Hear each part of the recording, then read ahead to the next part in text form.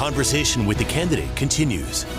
Thank you for clicking on our extended digital conversation with the candidate, Congresswoman Tulsi Gabbard of Hawaii. We have our crack team of New Hampshire voters here, and the questions continue in a town hall format. And we're going to start with Helen Ross.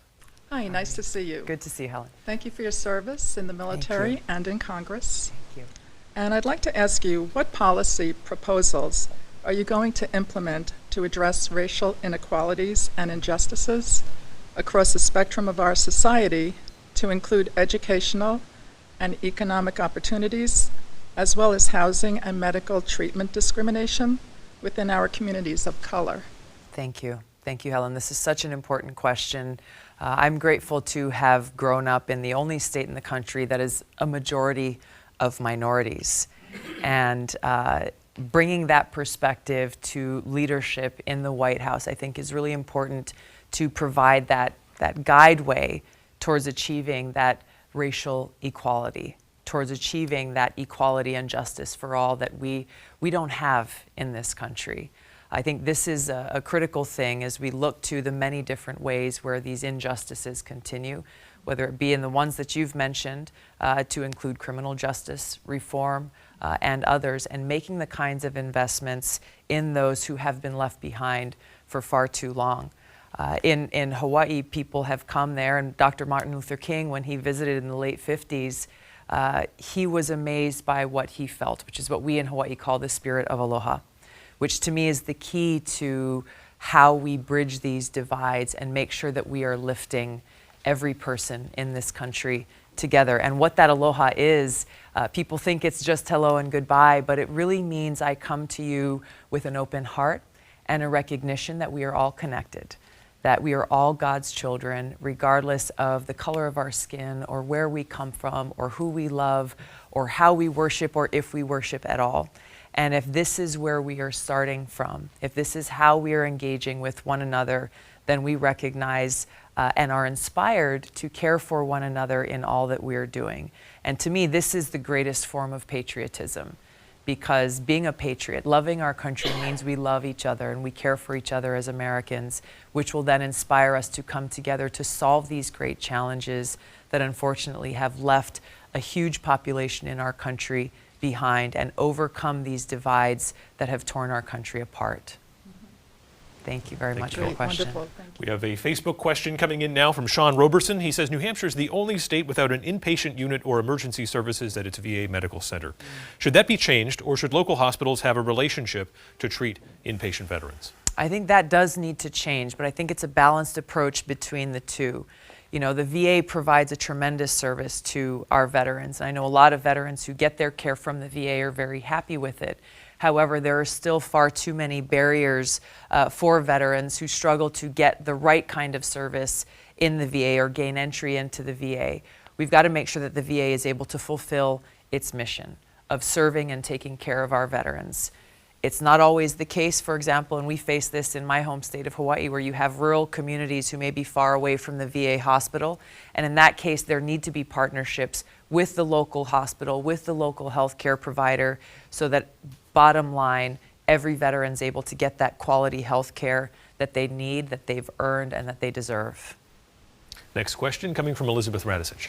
Hi, good evening. Thank you for being here, Thank Congresswoman. you so much. So you recently made a comment doubting Kamala Harris's fitness to be commander-in-chief. I don't know if that's true or not, because she's one of the few candidates that I haven't met yet.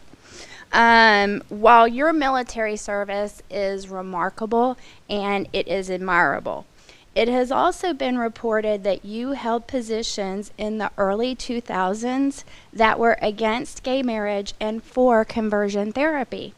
So as a person with LGBTQ family members, that's a concern for me. How have your views evolved so that LGBTQ service members could be assured that President Gabbard would treat them with the reverence and respect that they deserve, rather than facing the discrimination that some have faced under the Trump administration? Thank you. Thank you for this important question. I think there was a two-part question in there on two different subjects, so I'll try to answer both quickly. I talked a little bit about this in the first part of our segment here, about how important it is to have a commander-in-chief who has the national security background and experience to make the kinds of decisions that best serve our interests, to keep the American people safe, and to stop sending my brothers and sisters in uniform to fight in wasteful and counterproductive wars that make us less safe, that strengthen terrorist groups like ISIS and Al-Qaeda, and that cost us so much money. But to speak of the damage that's done in the countries where we wage these wars, so the likes of Iraq and Libya and Syria, these are the kinds of things that we need to stop doing, these regime change wars. That's the kind of leadership that I bring, and my concern about any number of candidates who lack that national security experience, so that they, if elected, would go in and continue to listen to the foreign policy establishment that has influenced both parties, that has resulted in so many of these wasteful wars continuing to be waged. So that's the difference between myself and others. May I clarify Sure. then on that? So then the statement that you made against Senator Harris was not just against Senator Harris, but it's against a host of most of the other candidates who don't have the service that you do. I mean, other than you and Mayor Buttigieg. It's actually not, I don't believe that military service should be a requirement for someone to run for president or serve as president. What I'm Okay. focused on is the national security background and the experience that I bring of having served in Congress for nearly 7 years, on the Foreign Affairs Committee, on the Armed Services Committee, on the Homeland Security Committee, and of course the personal experience and background that I bring that inform those decisions that I would make as President and Commander-in-Chief. So it's really Okay. focused on having that understanding and background and experience so that you know, as I would walking in on day one as Commander-in-Chief, how I would make those decisions that best serve our national security and the American people. Okay, thank you for To clarifying your that second point. question, it's a really important one. I want to clarify, first of all, I never supported conversion therapy. Okay. For most of my life growing up, I'd never heard of it. I didn't even know what it was until later on in life. Okay. But you're right. I was raised in a very socially conservative household, and I grew up with views when I was very young that I no longer hold today. Serving in the military opened my eyes, and I grew in so many different ways. I served with LGBTQ service members both here at home and while deployed. I know that they would give their life for me and I would give my life for them. So when we talk about fighting for all Americans, when I talk about fighting for the freedom and equality and justice for all Americans, we are talking about all Americans, including our LGBTQ brothers and sisters who still face discrimination today. Now, throughout my time in Congress, again, for nearly 7 years, I have served and fought for an end to that discrimination, Okay. fought for equality. We recently passed the Equality Act, a bill that I was a co-sponsor of. I have been a member of the Equality Caucus throughout my time in Congress, and I'm proud of the rating that I've gotten from the Human Rights Campaign, 100% rating on their legislative assessment of my record. So I will continue that commitment that I have shown throughout my time in Congress in serving as president, to continue to fight to end housing discrimination, discrimination in the workplace, discrimination in schools, things that LGBTQ Americans are still struggling with, to make sure that truly every single person in this country is treated equally and with respect. Thank you. I appreciate your Thank you. clarifying and your answer. Thank you very Thank you, much. Elizabeth. Next question comes from Leonard Morrill. Thank you. The Medicare Part D bill that prevented drug negotiation was passed in the Bush years. Both parties have had control of the House and Senate and have not changed the law. That tells me that they really don't care. Do you support the president's idea of using the executive order to get rid of this law? I think Congress needs to do the right thing. Congress needs to take action. Really, when you look at why hasn't Congress done the right thing now, I agree with you.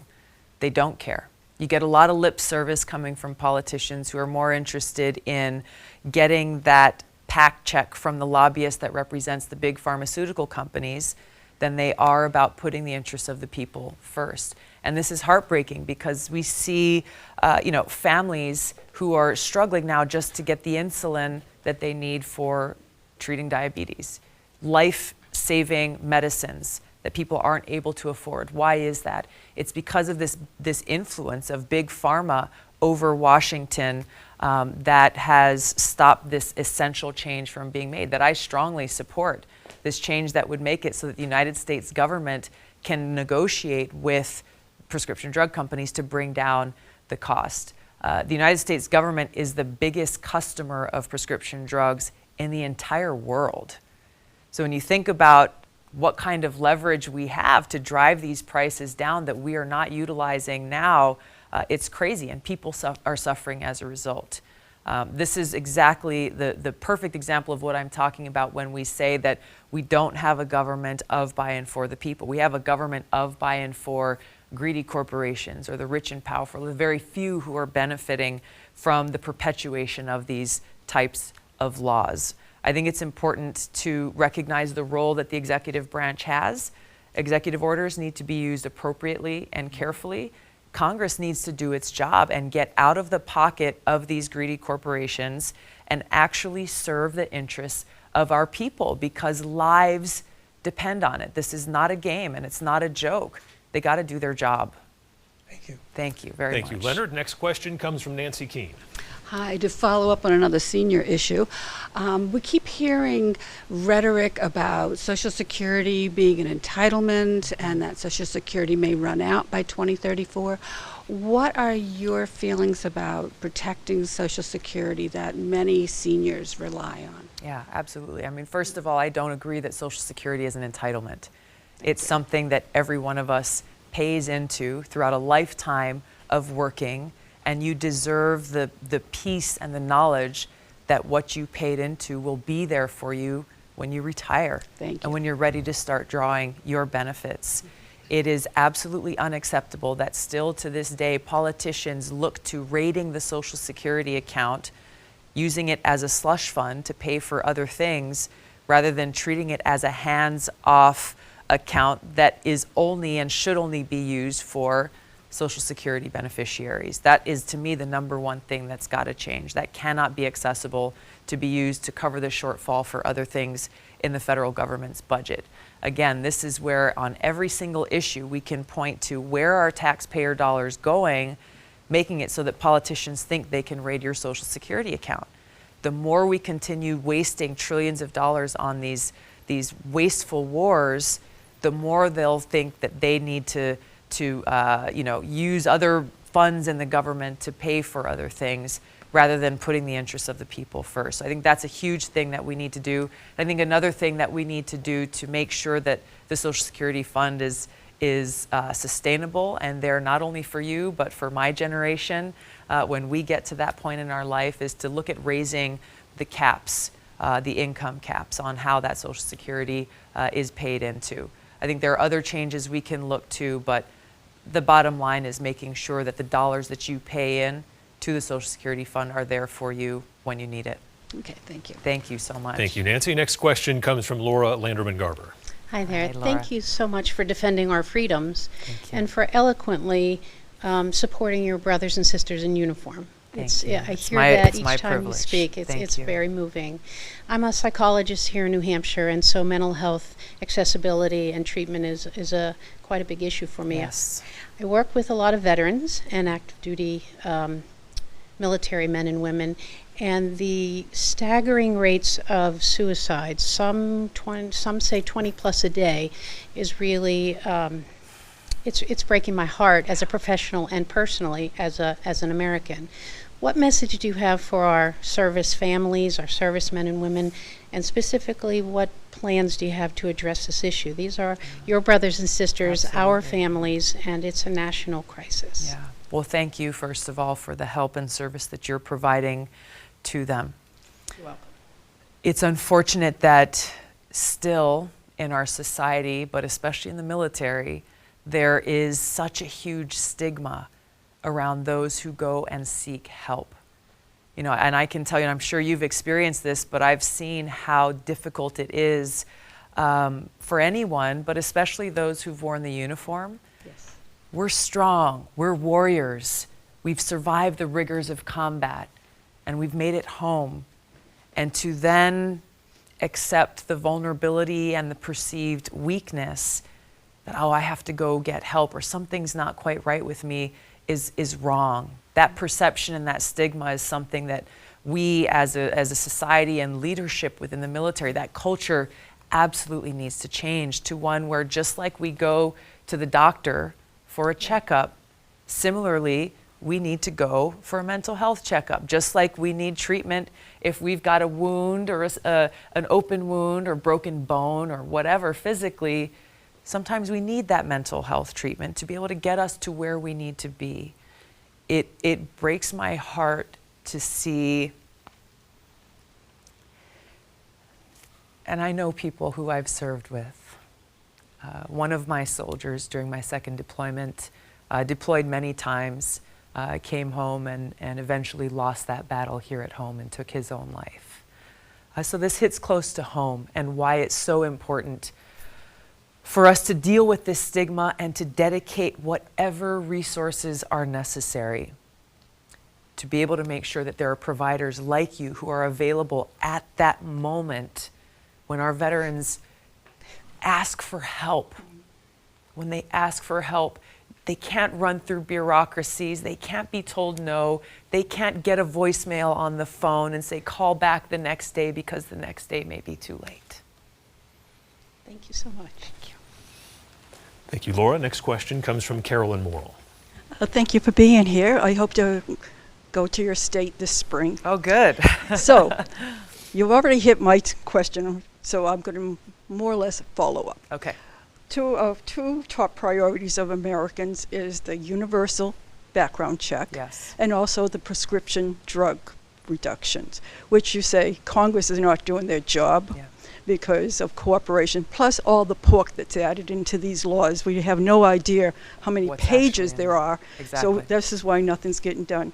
So what specifically would you do to push Congress to pass something? Yeah. Universal background checks. Thankfully, in the House, we passed that bill, I think it's been, 160 days ago now, and it's sitting on the Senate's desk, making it the opportunity for the Senate to do the right thing that the vast majority of Americans support, universal background checks. This is the pressure that we as leaders, but also the country needs to place on Mitch McConnell to bring that bill to the floor of the Senate for a vote. I think people underestimate the power of our voices, that when we ratchet up the pressure, when we make those calls, we send out those tweets, send those emails, send those letters, we have the ability to bring about a change in Washington when there is a stubborn barrier like the one we're facing around this issue in Washington, especially in the Senate.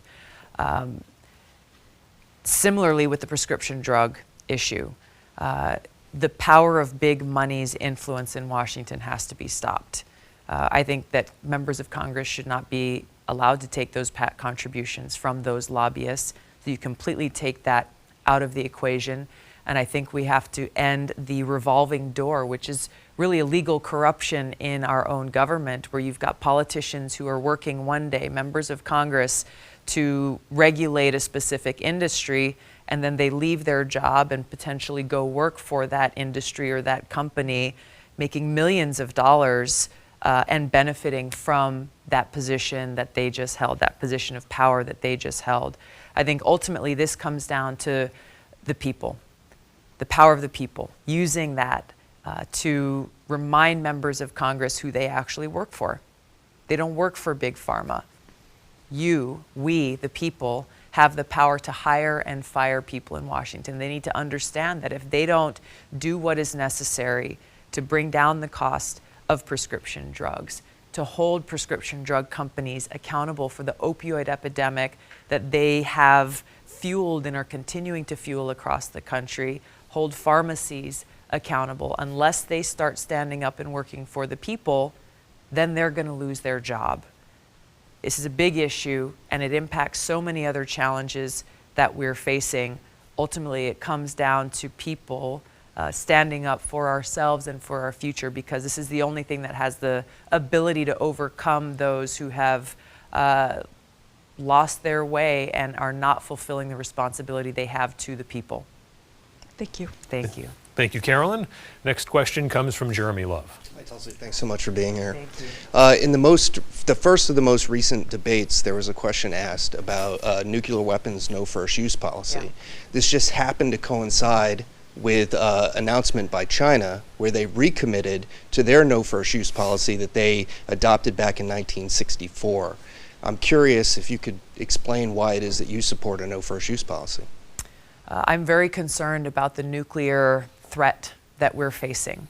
As we have ever escalating tensions with other nuclear armed countries like Russia and China, it's important that the United States have a no first use policy, something that there's a lot of controversy around lately in Washington, but there really shouldn't be as we look through history in the near misses that we have had that could have sparked off a nuclear war that would have resulted in the annihilation of our planet. That's really what we're talking about here. And I think you're familiar with some of these examples, but you know, someone launched a satellite. I think Russia thought, oh my gosh, this is a missile coming into our country. If you had that first use policy in place, that missile could have sparked off a nuclear war. We've seen a number of these different examples that really show what kind of risk we're facing. We just saw this last year in Hawaii, where we got this alert early on a Saturday morning saying, missile incoming, seek shelter immediately, this is not a drill. And what we found was, seek shelter immediately, you're under attack, you have minutes to live, where do you go? There is no shelter. There is no shelter. And that's just as true of us here in this hall in New Hampshire as it was for us in Hawaii. If we got an attack here right now, there is no shelter. There's no place to go. This is the big lie and the big hoax that exists, where our leaders have brought us to this point, where nuclear strategists are saying we're closer to nuclear catastrophe than we have been before, and yet there is no shelter. And so my focus on this issue, and I've been very focused on it because I'm concerned about this existential threat that we face, is making sure that we all realize this, it doesn't have to be this way. This is not a status quo that we have to accept. In fact, we cannot accept it. And this is where, within my first week as President and Commander-in-Chief, I would call for a summit specifically with Russia and China focused on this nuclear threat that's posed to all of our people and to our planet, recognizing that there's no winning a nuclear war. There is no winning a nuclear war. And this nuclear arms race that President Trump has kicked off is only making us less safe and is further draining taxpayer dollars coming out of our pockets to build more of these weapons that will continue to increase and escalate this threat, undoing the good work that's been done through things like the INF Treaty, things like the New START Treaty that this president is looking to allow to expire. He's taken us in the wrong direction, and it's a great risk and danger. This is the main catalyst for my deciding to run for president.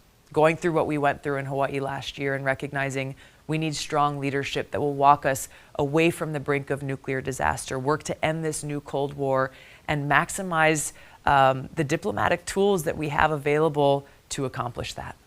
Awesome. Thanks so much. Thank you. Thank you, Thanks Jeremy. for raising this issue. Next question comes from Maureen Miletus. Good morning. Hi. Thank you for your service. Thank you. Currently, there are 5 million Americans living with Alzheimer's or other related forms of dementia at a projected cost of $1.1 trillion by 2050. If you're elected president, what would you do to end this public health crisis, and would you outline that in a plan? Yes, I would look forward to outlining the details of this throughout the course of our campaign, but my grandfather had Alzheimer's, and it was very challenging as a family to see how that impacted my grandmother, and just how tough it was to watch him go through all of the challenges and difficulties and hardship that come with that. We as a country are not dedicating the kinds of resources and attention to those who are suffering with Alzheimer's and to the families who are being impacted that we need to. This is a major area within our healthcare system that we need to address and that we need to focus on. This is one reason why I'm a big proponent for a Medicare for All type plan that would make sure that families across this country who need that help, who need that care, are able to get it, and that we are focusing on the kind of research that we need to in order to best help those who are dealing with Alzheimer's. Thank you. Thank you. Thanks, Maureen. Next question comes from Marie Mulroy. Hi, how are you? Welcome. Hi, good. Yes. My question, I think you started to talk about it, but as president, how would you get the dark money out of elections? And also, would you call out the people who are taking it and who are benefiting from it?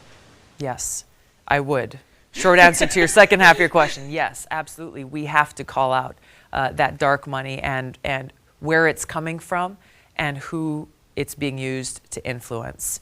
I think there are some immediate things that we can do. Citizens Unite, overturning Citizens Unite, I think, is a big one, because these super PACs are a huge vehicle for this dark money that we don't know. We as voters don't know where it's coming from, yet it's being used to fund millions of dollars for TV ads that influence elections.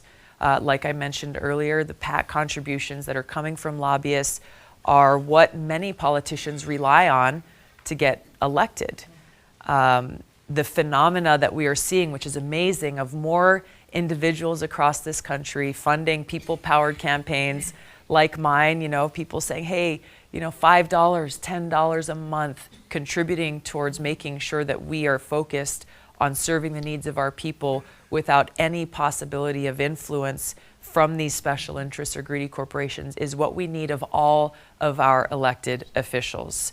And third, we've got to close that revolving door in Washington that, it is what has turned this swamp of Washington really into a cesspool.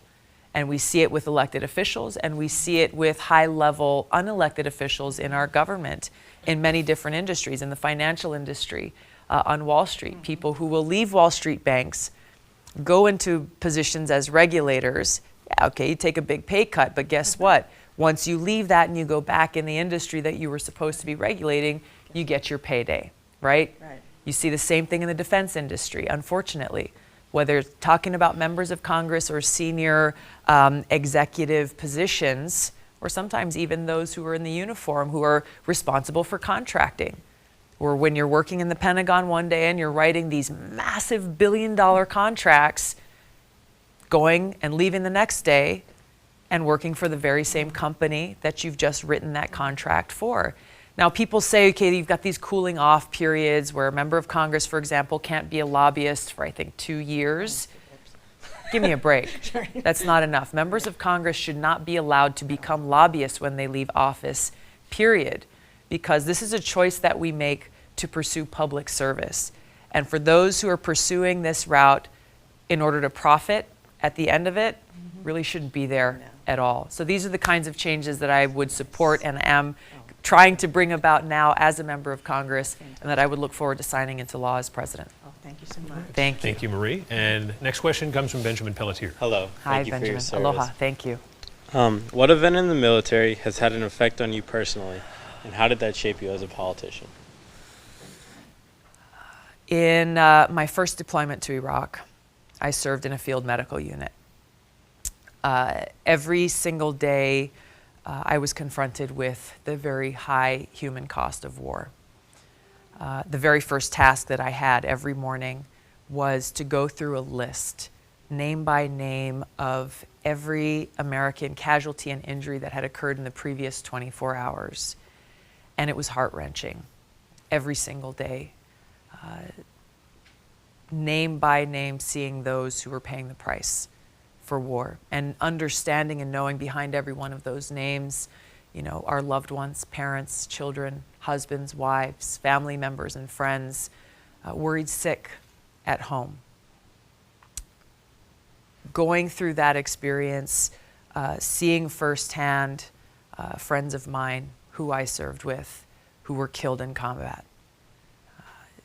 I'll never forget the very first casualty that we had from our unit as we gathered in our camp 40 miles north of Baghdad to pay tribute to that young soldier's sacrifice, lining up, taking turns, saluting his empty boots, his rifle and dog tags, and his helmet, saying our last goodbye.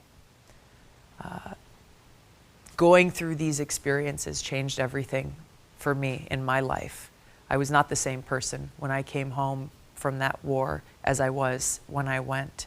And it's why I am so deeply committed to doing everything I possibly can to make sure that not a single one of our men and women in uniform, not another service member, has their life sacrificed in the pursuit of wars that have nothing to do with keeping the American people safe. It's a disservice to those who are courageous and volunteer to put their life on the line to serve our country. What greater act of love for country and love for the American people than that? We've got to honor that sacrifice, that willingness to serve, by making sure that we only send our service members on missions truly worthy of their sacrifice and that serve the interests of the American people, that serve the interests of keeping the American people safe. That is the commitment that I have made with my life and that I will continue to carry through as President and Commander-in-Chief, and to make sure that we take care of them when they come home. Thank you. Thank you Benjamin. very much. And we've hit the 30-minute mark of our online version of Conversation with the Candidate. So thank you to our studio audience. Thank you so much. Thank you to Congresswoman Gabbard for answering the Adam. questions, and thanks to you watching at home. Thank Have you. a great evening. Aloha. Let's go by that.